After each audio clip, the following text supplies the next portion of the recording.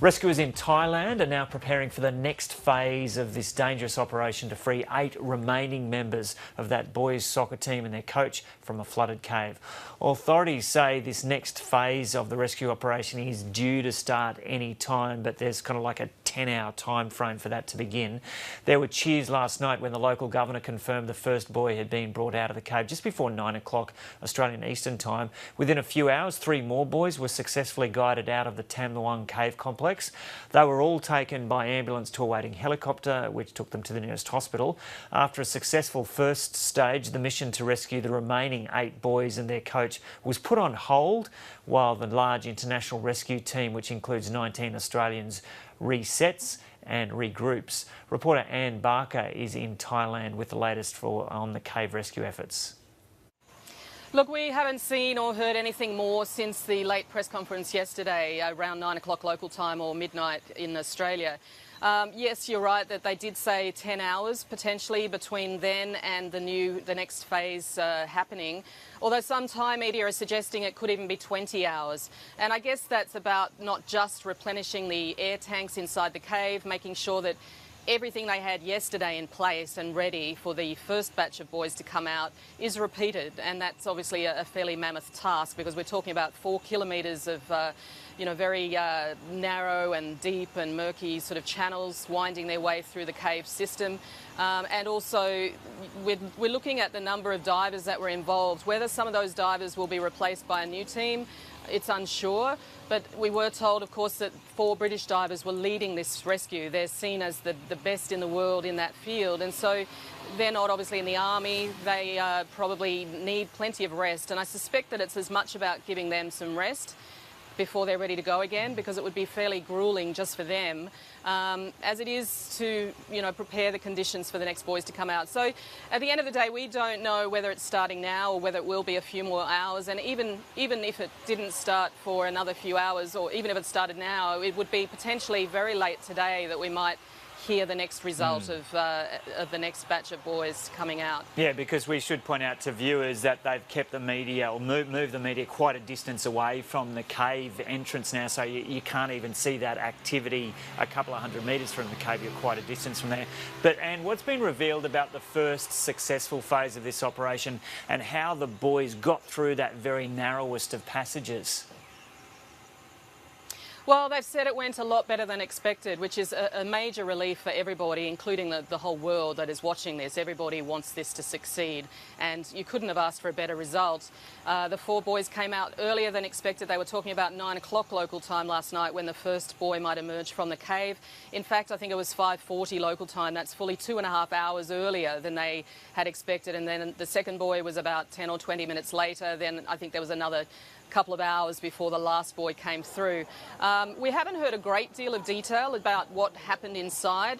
2 of the boys were taken immediately to a helicopter and then flown to Chiang Rai Hospital, which I gather is about 50 or 60 kilometres away from here. 2 of the boys were put in ambulances and taken by road. There is some speculation by the Thai media that one of the boys is not in as good a way as the others, and we don't know any more than that, or even if that is true. But certainly it's interesting that they had so many ambulances on standby yesterday, enough for every boy, and yet 2 were taken by helicopter and then 2 were taken by road. So I'm not sure what that means, whether it means anything or whether it's anything to worry about. We hope that there will be a press conference here sometime later this morning to hear a bit more. And there seem to be conflicting reports about how it was decided who was going to come out. Some reports suggesting it was the strongest, the others saying it was the weakest. Did authorities clear that up at all?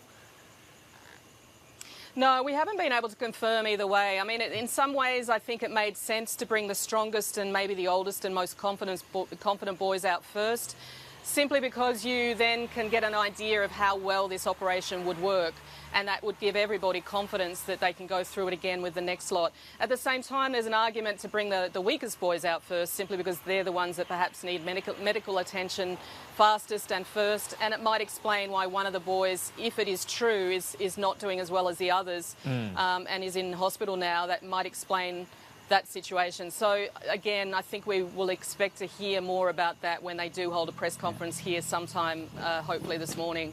There also seemed to be word before this rescue operation began, the first phase of it began yesterday, that the boys were going to wear full face masks. Was that confirmed at all? And if it was confirmed, do we know if they were able to talk to their buddy divers, their expert divers, as they were being guided out?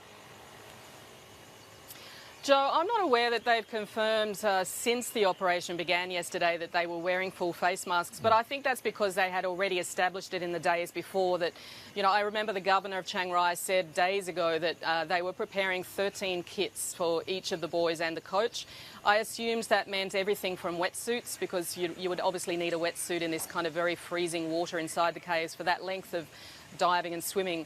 And we were told days ago that they were practicing on full face masks where they would breathe both through the mouth and the nose. Now, I'm aware that, you know, technology allows you to put a radio, some sort of facility or device in that you can speak inside a full face mask, but we haven't actually heard that that did happen.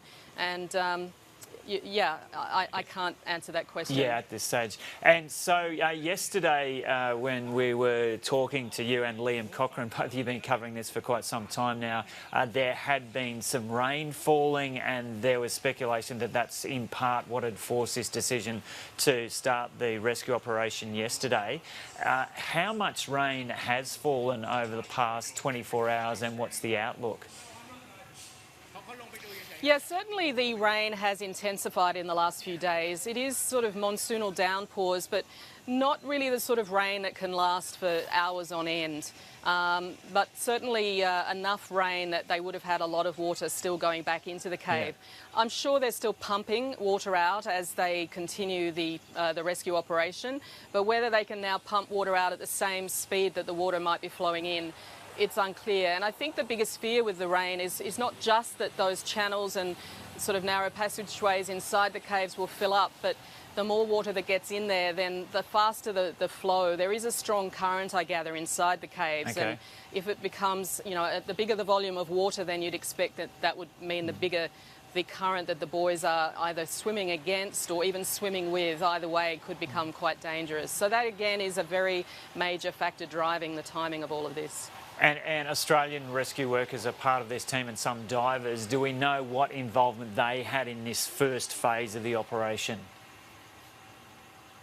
Yes, I mean, there was 18 sort of expert divers that were part of the immediate sort of rescue team.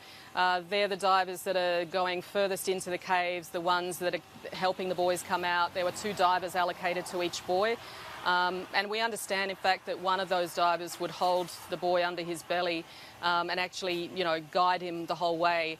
The Australians, I gather, are part of a wider team of about 60 divers who are sort of more the support team surrounding the others, putting the air tanks around, making sure that all the lines that are underwater that the boys can hold as they come through those passageways, that they're still in place, they haven't come apart. I'm sure there's a million things that they are doing that, you know, there is a need for that many people to attend to. Anne Barker reporting there.